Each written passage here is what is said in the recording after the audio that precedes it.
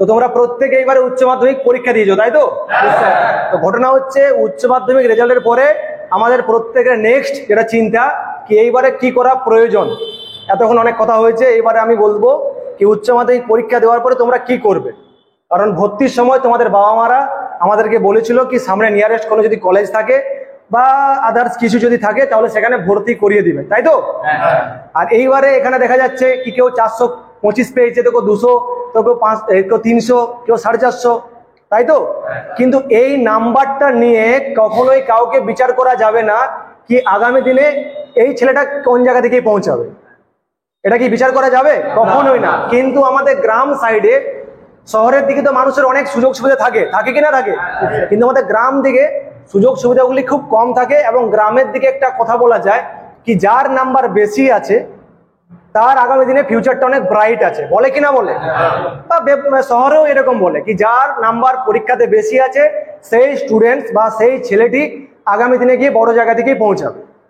আজকে মনে করো তোমার রেজাল্ট বেরিয়েছে, আর আজকে কি করে আমাদের বাবা মাদের থেকে যারা সিনিয়র আছেন, কোনো গ্রামের টিচার যদি আছেন বা ভালো কোনো অফিসার লেভেলের বা কোনো একজন গ্রামে একজন থাকে না, মানে এরিয়াতে যে একটা 5 জনকার একটা মাথা থাকে তো, তার কাছে প্রত্যেকে যায় মানে পরামর্শ নেওয়ার জন্য কি করা, আমি ছেলেটাকে কোন জায়গা থেকে ভর্তি করাবো। তো ঘটনা কি হয়, কেউ বলে কি ছেলেটাকে এক কাজ কর টেকনিক্যাল লাইনে ভর্তি করিয়ে দে, বলে কিনা বলে কি আজকালকার দিনে নর্মাল পড়াশোনাতে কিছু নেই, টেকনিক্যাল লাইনে ভর্তি করিয়ে দে, তাহলে তোর ছেলের ভবিষ্যৎটা ফিউচারে গিয়ে পৌঁছাবে। আবার কেউ বলবে দেখ ভাই, তোর বাবাকে দেখ ভাই, তোদেরকে তুই দিয়ে বলছি, কেউ মাইন্ড করবি না আবার, হ্যাঁ তো তোর আমার স্টুডেন্টস আছিস, তো এইবারে ঘটনা হচ্ছে তোর বাবাকে বলবে বা তোর গার্জেনকে এটা বলে কিন্তু কি ছেলেটাকে অনার্সে ভর্তি করিয়ে দে, ওকে ভূগোলটা দিয়ে দে, ইতিহাসটা দিয়ে দে, ইংলিশটা দিয়ে দে, ইংলিশটাতে আগামী দিনে অনেক বড় ফিউচার আছে, এরকম বলতে শোনা যায়। কিন্তু লক্ষ্য করে দেখবি কি দেখা যায় কি সম্পূর্ণরূপে সেই কলেজটা কিন্তু সমস্ত স্টুডেন্টসরা কমপ্লিট করতে পারে না, পারে কি? মিডিল পয়েন্ট থেকে কিন্তু আবার ফিরে চলে আসে, কেউ তার ভিতরে চাকরির চেষ্টা করে, কেউ বুঝতে পারে না যে আমি করবোটা কি। আবার কেউ কি ভাবে কি টেকনিক্যাল বা আদার্স কোনো BCA MBA বা বিভিন্ন ধরনের এখনকার দিনে হোটেল ম্যানেজমেন্ট প্রচুর কোর্স আছে। আমি বলছি না কখনোই কি কোর্স করাটা খারাপ, তুমি কোর্স করতে পারো, কিন্তু কখনোই কাউকে দেখে ফলো করবে না। তোমাদের কাছেও কিন্তু এরকম অপশন আসবে কি ওর ভাইপোকে ভর্তি করছে রে খোকা, তুমিও চলে আসো এখানে ভর্তি করিয়ে দিলাম, কিন্তু আগে তোমার নিজের মধ্যে কি ইন্টারেস্ট আছে সেটা দেখো। কারণ আমরা লক্ষ্য করে দেখেছি কি যদি কেউ কলেজে ভর্তি করেছে বাবা মায়ের চাপে বা কোনো বন্ধু বান্ধবকে দেখে যদি কেউ ভর্তি হয়েছে, সে কিন্তু মিডিল পয়েন্ট থেকে ব্রেক করে আবার ফিরে এসেছে গ্রামে।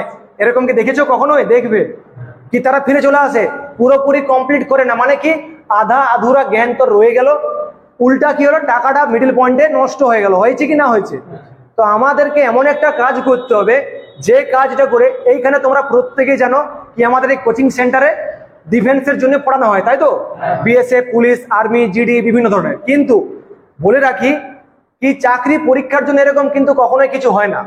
আমি যে চাকরি পরীক্ষার জন্য পড়ছি অঙ্ক আমাকে শিখতেই হবে, সে আমি WBP দিই, আর্মি দিই, GD দিই, WBCS দিই, বেসিক লেভেল প্রত্যেকের একটা আছে, হ্যাঁ কি না? অঙ্ক আমাকে শিখতে হবে, তো এখানে অঙ্ক শেখাচ্ছে তো, আর ভালো ভালো টিচাররাই কিন্তু পড়াচ্ছেন। জিকে জিএস কিন্তু আমাকে পরীক্ষার জন্য জেনারেল নলেজটা কিন্তু আমার জ্ঞান থাকা প্রয়োজন, শেখানো হচ্ছে এখানে। যেটা চাকরি পরীক্ষার একটা গুরুত্বপূর্ণ পয়েন্ট রিজনিং, এটাও শেখানো হচ্ছে। প্রত্যেকটা বিষয়ে আলাদা টিচার আছেন, পড়াচ্ছে তোমাকে। তার মানে কি তুমি কিন্তু আর 5টা স্টুডেন্টসের থেকে এক ধাপ এগিয়ে আছো, মানে উচ্চ মাধ্যমিক পরীক্ষার্থীদের থেকে তুমি এক ধাপ এগিয়ে আছো। তুমি বলবে কোশ্চেন মার্ক, কেন স্যার, কেন আমি এগিয়ে আছি? কারণ তুমি বা তোমার বাবা মারা সঠিক সিদ্ধান্ত নিয়েছেন কি আমার ছেলেটাকে কম্পিটিটিভ লাইনের পড়তে হবে। কারণ এখন বর্তমান আমাদের স্টেটে যা হয়ে গেছে, একটা চাকরি বাবু খুব বেশি প্রয়োজন হয়ে দাঁড়িয়েছে। আর চাকরি বলতে আমাদের স্টেটে এই পুলিশ, সেন্ট্রাল ফোর্স বা বিভিন্ন ধরনের কিছু চাকরি আছে, তাই তো? আর কিন্তু হাতে গয়না কয়েকটা চাকরি আছে, কারণ এখানে এখন দিন দিন কম্পিটিশন লেভেলটা হাই জায়গা থেকেই পৌঁছাচ্ছে। আর এইবারে বলবে কি তুমি এই নামি দামি কলেজে ভর্তি হয়ে যাও, তুমি ওই কলেজে ভর্তি হয়ে যাও, ওটা কমা কলেজ, এই কলেজ না। কলেজ কোনো কমাও না, কলেজ কোনো এও না। এটা হচ্ছে একটা সময় ছিল, আজকে সেই সময়টা নেই। দেখছো তো আমাদের সরকারের অবস্থা কি, আমাদের দেশে মাস্টারদের অবস্থা কি হয়ে আছে। তো এই জিনিসটা কি করতে হবে আমাকে, কারণ প্রত্যেক বছর এই একটা চাকরি এটা স্বচ্ছভাবে নিয়োগ হচ্ছে, কোনো টাকা দিতে হচ্ছে না, হচ্ছে কি? অনেকের গ্রাম দিকে মনে হয় কি টাকা দিতে হয় চাকরির জন্য, না, এই চাকরির জন্য কখনোই কোনো টাকা দিতে হয় না। তো আমি বলতে চাইছি কি তোমার ভবিষ্যৎ, তোমার ফিউচার গ্রামের জেঠু বা গ্রামের কাকা, তোমার মামা, তোমার মাসি ঠিক করবে না, তোমার ফিউচার কে ঠিক করবে? তুমি। কে ঠিক করবে? বলে আমরা। কারা ঠিক করবো? আমরা। এবারে হচ্ছে রেজাল্ট এসেছে, এবারে একটা এখনো পর্যন্ত তোমরা কিছু বুঝতে পারছো না, এখনো পর্যন্ত তোমার বাবা মা কিছু বলছে না। যখনই কলেজের সেশন শুরু হয়ে যাবে, ভর্তি শুরু হয়ে যাবে, তখনই দেখবে বিভিন্ন ফোন আসছে, বিভিন্ন আসছে। তুমি যে সামনে 2024 এসএসসি জিডি আছে, ভালো সুযোগ, অনেকে পুলিশে অ্যাপ্লাই করেছো, অনেকে আর্মি আছে, এয়ারফোর্স আছে, আরপিএফ আছে, বিভিন্ন সুযোগ আছে। যদি এবার না হয়ে যায় তাও ঠিক আছে, আগামী দিনে আছে। তোমরা এক কাজ করবে, অনেকে কি করে, তোমরা ধরো যারা এই মুহূর্তে আছো, তোমাদের জন্য আমি বলছি, বা যারা ভিডিওতে দেখছে, যারা এই লাইনে পড়তে চাইছে, কি কলেজে আমি ভর্তি হয়েছি, আমি যে কোনো একটা লাইনে ভর্তি হয়েছি, ভর্তি হওয়ার পর আমি কি করছি, চাকরি পরীক্ষাটাও কিন্তু আমার একটা মনের ভালোবাসা, আমার একটা ড্রিম, তাই তো? আমি ছোট থেকে ড্রিমটা দেখে এসেছি কি আমি ইউনিফর্ম পরতে চাই, আমি বর্দি পড়তে চাই। আমি হয়তো কারো পাল্লায় পড়ে কি ড্রেস বেস গেট আপ নিয়ে কলেজে আমি গিয়ে পৌঁছাচ্ছি, ফার্স্ট ইয়ার সেকেন্ড ইয়ার করছি, কিন্তু মিডিল পয়েন্টে আমার কম্পিটিটিভ লাইনের পড়াশোনাটা বন্ধ হচ্ছে। তোমরা যেটা এখানে শিখছো, এটা আগামী দিনে তোমার WBCS থেকে শুরু করে CDS অনেক কিছু গিয়ে কাজে লেগে যাবে। এটা এখন বোঝা যাচ্ছে না, যত বেশি পরীক্ষা দিবে, ধাপে ধাপে এগিয়ে যাবে, তখন তুমি বুঝতে পারবে কি পড়ানো হচ্ছে। তো ঘটনা হচ্ছে কি আমরা যখন কলেজে পড়ছি, মনে করো এবারে মিডিল পয়েন্টে একটা পরীক্ষার ফর্ম বেরিয়েছে তো, পরীক্ষা ফর্ম বেরোনোর পরে কিন্তু আমাদের কি হয় কি আমি আবার এটা চলে আসছি মিডিল পয়েন্টে। ধরো যদি কারো চাকরি অনেকের হয়েও যায়, কলেজে পড়তে পড়তে, হয় কি না হয়? কিন্তু মিডিল পয়েন্টে তোমার কলেজটা নষ্ট হয়ে গেল। আর হায়ার লেভেলে পৌঁছানোর জন্য কিন্তু গ্রাজুয়েশন মাস্ট, গ্রাজুয়েশন চাই, কলেজ কমপ্লিট হতেই হবে। কিন্তু এটা বাধ্যতামূলক কখনোই না কি তোমাকে এই কলকাতা ইউনিভার্সিটি না যাদবপুর ইউনিভার্সিটি নাকি বিদ্যাসাগর ইউনিভার্সিটি, এখানে কোনো মেনশন করা থাকে না, আর না কোনো ওপেন ইউনিভার্সিটি, শুধুমাত্র লেখা থাকে তোমার জন্য এই ডিগ্রিটুকু চাই। তাহলে তুমি একটা চালাক ব্যক্তি কি করবে, ডিগ্রিটাই নিয়ে আসবে কি আমি চাকরির জন্য চেষ্টা করি, সরকারি চাকরি পরীক্ষার জন্য, সেটা হতে পারে WBCS, সেটা হতে পারে পুলিশ, SI, যাবতীয় যা কিছু তোমার জানা আছে সব কিন্তু হয়ে যাবে। তো তুমি যদি কলেজ পথে যাও, কলেজটা কি হলো, বরবাদ হয়ে গেল, হয়েছে তো? তুমি কি আর চাইলেও চাকরি চলাকালীন অবস্থাতে তুমি ফিরে কি কলেজ রেগুলার চালাতে পারবে? চাকরি করতে করতে কি তোমাকে কখনো কলেজে দিবে না। তো তোমার বেস্ট আইডিয়া হচ্ছে তোমাদের নিয়ারেস্ট যেখানে ওপেন ইউনিভার্সিটি থেকে কলেজে আর কি ভর্তি হয়, সেই জায়গাতে ভর্তি হয়ে যাবে। সেখানে ভর্তি হয়ে গেলে ফায়দা প্রচুর আছে। কি কি ফায়দা আছে? প্রথমত, রেগুলার কলেজ করার কোনো প্রয়োজন নেই। এক তো তোমার হাই এডুকেশন কোয়ালিফিকেশনের ডিগ্রি একটা সার্টিফিকেট পেয়ে যাচ্ছ।